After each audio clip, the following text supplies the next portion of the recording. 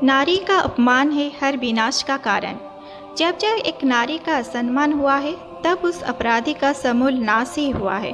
वो अपराधी विश्व का श्रेष्ठ व्यक्ति भी क्यों ना हो। भीष्म ने यदि प्रतिज्ञा में बंध कर एक स्त्री के अपमान को देखने और सहन करने का पाप किया तो असंख्य तीरों के बिंध कर अपने पूरे कुल को एक एक कर मरते हुए भी देखा।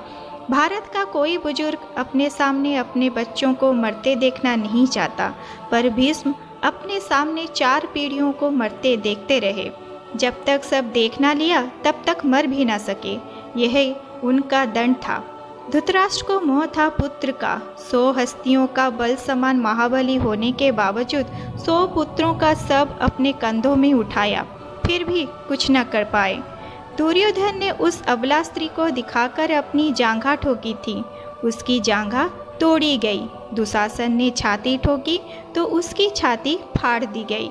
महारथी कर्ण ने एक असहाय स्त्री के अपमान का समर्थन किया तो श्री कृष्ण ने असहाय दशा में ही उसका वध कराया।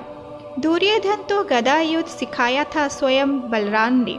एक अधर्मी को गदा युद्ध की शिक्षा देने का दंड बलराम को भी मिला। उनके सामने उनके प्रिय दुर्योधन का वध हुआ और वो चाहकर भी कुछ न कर सके।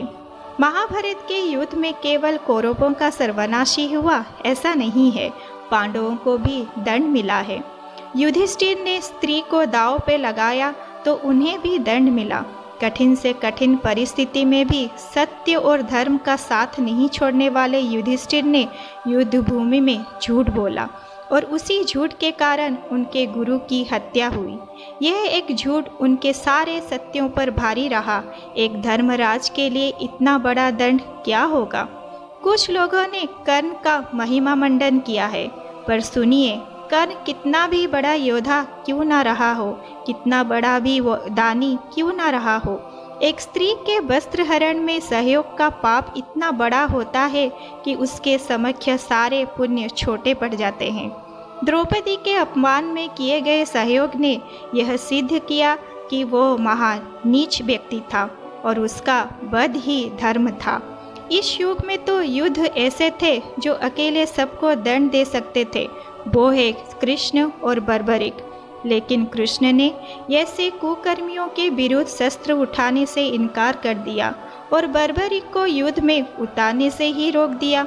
लोग पूछते हैं कि बर्बरिक का वध क्यों हुआ। यदि बर्बरिक का वध नहीं हुआ होता तो द्रौपदी की अपराधियों को यथाचित दंड नहीं मिल पाता। स्त्री कोई वस्तु नहीं कि उसे दांव पर लगाया जाए। कृष्ण के युग में 2 स्त्रियों को बाल पकड़कर घसीटा गया।